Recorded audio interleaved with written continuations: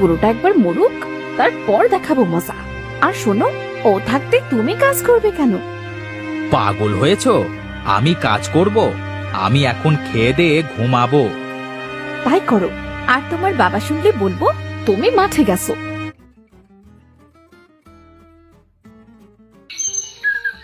এক গ্রামে বাস করত এক বৃদ্ধ চাষি।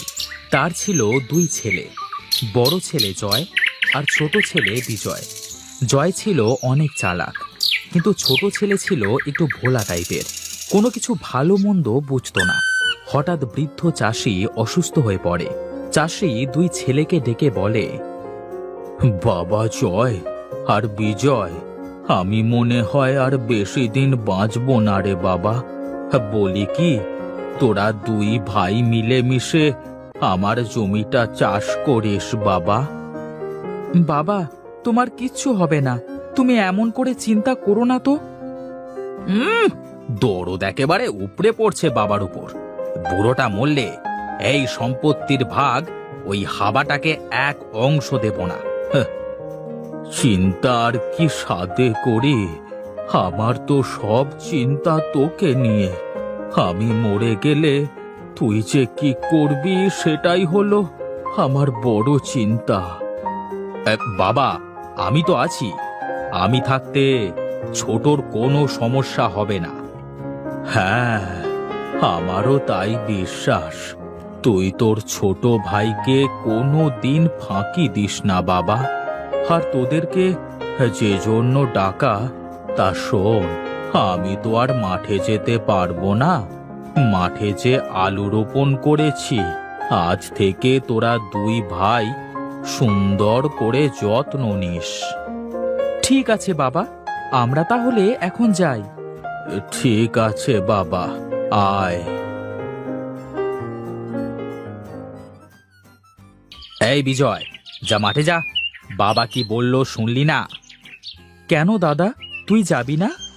কি আমার মুখে মুখে কথা বলিস? তোকে যেতে বলেছি, তুই গিয়ে আলু গাছে জল দিবি। আমি আসছি। ঠিক আছে দাদা।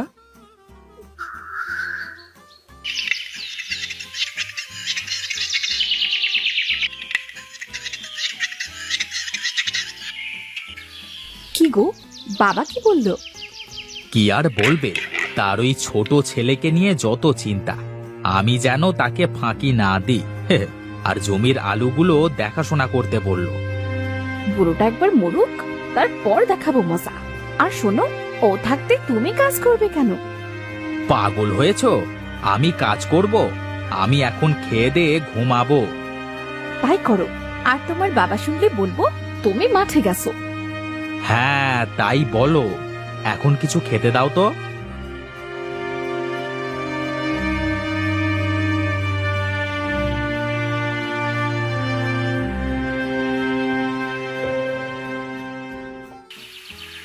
দাদা বলল, তুই যা, আমি আসছি।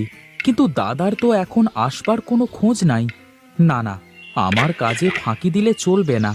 যাই, এবার মেশিনটা লাগিয়ে জল দেওয়া শুরু করি।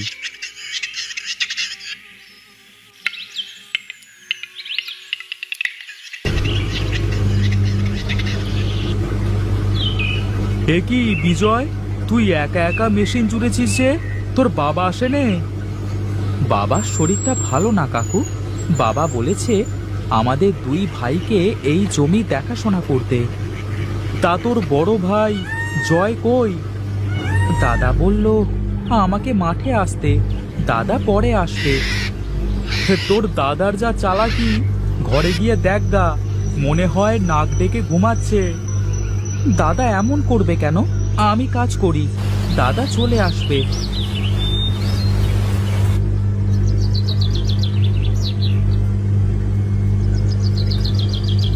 কি রে বিজয়, এখনো কাজ করিয়ে যাচ্ছিস? হ্যাঁ কাকু, বাবার হুকুম মানতে তো হবেই। তা তোর দাদা এখনো আসে নাই?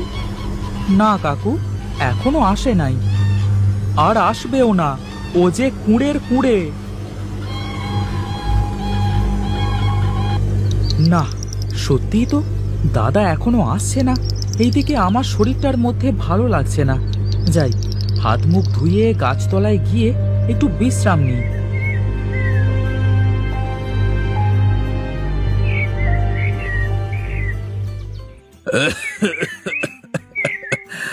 বৌমা, বৌমা,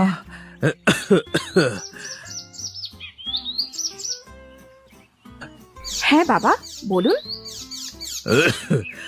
জয় কি জয় কি ঘরে আছে? কই না তো, আপনি তো সেই সকালে মাঠে পাঠিয়েছেন। ওদের দু ভাই তো এখনো বাড়ি ফেরে নাই। কি বলো কি, এখনো বাড়ি ফেরে নাই? আচ্ছা, তো তুমি থাকো, আমি দেখি মাঠের দিকে যাই। এ কি বলছেন বাবা? এই অসুস্থ শরীর নিয়ে আপনার মাঠে যাওয়া ঠিক হবে না। আপনি ঘরে গিয়ে বিশ্রাম করুন, তারা ঠিক সময় মতো চলে আসবে। না না, সমস্যা নাই।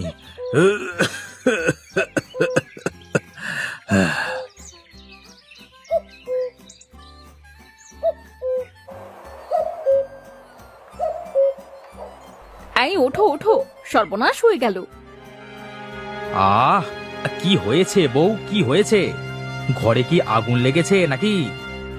আগুন না, কিন্তু তুমি যদি এখনই মাঠে না যাও তাহলে সত্যি সত্যি বুড়ো তোমার ঘরে আগুন লাগিয়ে দেবে। তাড়াতাড়ি মাঠে যাও, এই মাত্রই তোমার বাবা মাঠে গেল। কি বলছো কি? হ্যাঁ, মনে হচ্ছে বাবা এখনো আসে নাই, আর ভোলা দেখছি ঘুমাচ্ছে।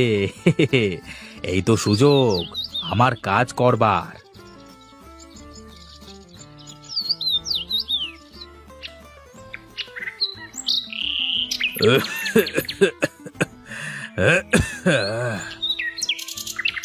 এ কি বাবা, তুমি? তোমার না শরীর খারাপ? হে কি, তুই একা একা কাজ করছিস যে? বিজয় কোথায়? কামচোর আর কোথায় থাকবে?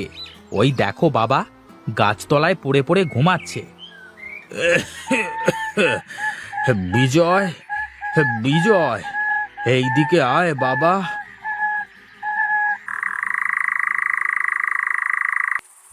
এ কি দাদা, তুমি কখন আসলে? আর বাবা, তুমি বা কখন আসলে? কি আবোল তাবোল বকছিস? তোর সাথেই তো আসলাম। তুই তো বললি তুই কাজ করতে পারবি না, তাই বলে গাছের নিচে গিয়ে ঘুমাতে গেলি। এসব এসব কি বলছো দাদা? চুপ কর, তোরা এখন বাড়িতে যা।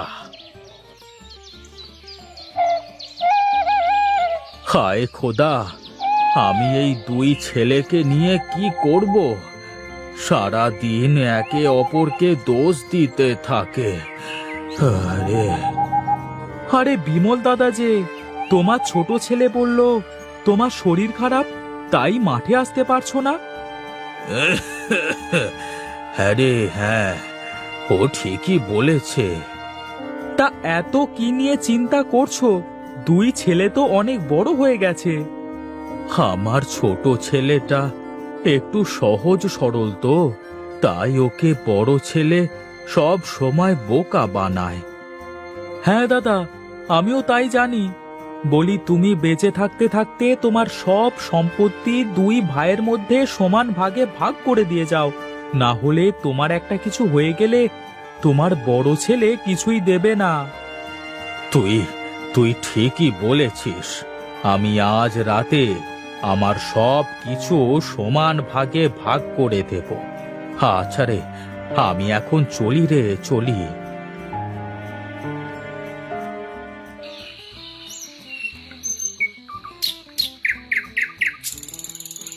শোন, তোদের দুই ভাইকে আমি আমার জমিটার অর্ধেক করে ভাগ করে দিচ্ছি। তোরা সুন্দর করে চাষ করবি, যার ফলন ভালো হবে আমি তাকে আমার সম্পত্তির অর্ধেকের বেশি দেব। এটা কেমন বিচার করলে বাবা? আমি ঠিকই বলেছি। এখন তোরা যে যার ঘরে চলে যা। বাবা এটা কেমন বিচার করলো? বউ, তুমি চিন্তা করো না। সারা দিন ওই বিজয় গাধার মতো খাটবে, কিন্তু দিন শেষে সব ফল আমি নেব। তোমার ওপর সে ভরসা আছে আমার, তোমার যা বুদ্ধি।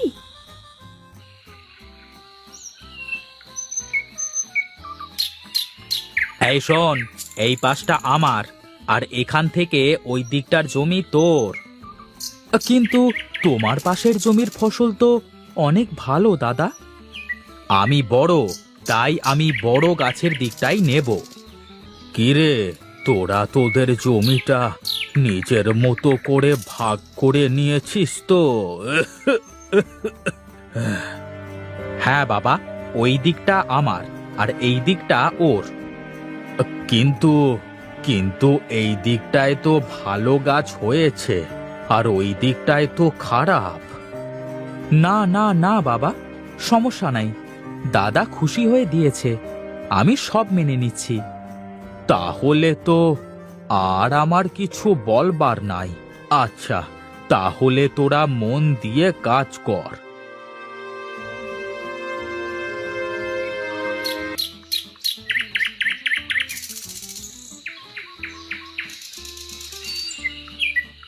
কি দাদা, তোমাদের এই আসবার সময় হলো? তোমার দুই ছেলে আলু কেমন চাষ করলো তা দেখবার জন্য অপেক্ষা করছি, আর তোমরা এখন আসলে? নে নে, এবার তোরা আলু তোলা শুরু কর।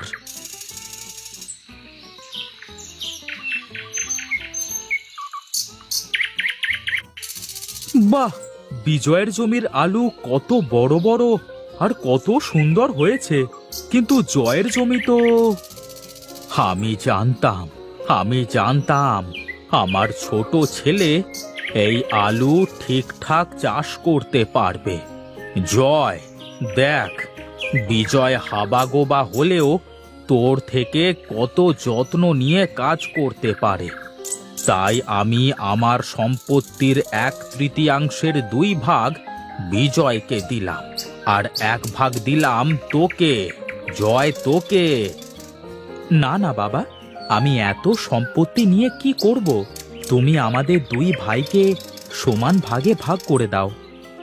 দেখ দেখ জয়, তোর ভাইয়ের মন কত বড়, আর তুই এই ভাইকে বাড়ি থেকে তাড়ানোর বুদ্ধি করছিস।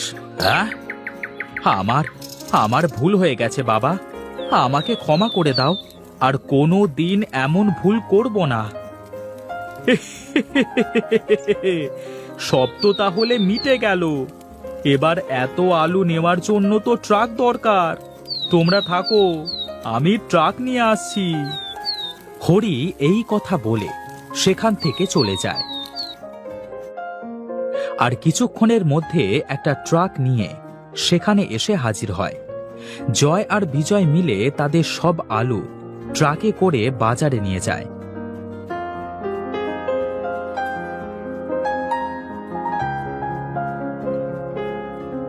আর ভালো দামে বিক্রি করে 2 ভাই মিলেমিশে সুখে শান্তিতে বসবাস করতে শুরু করে।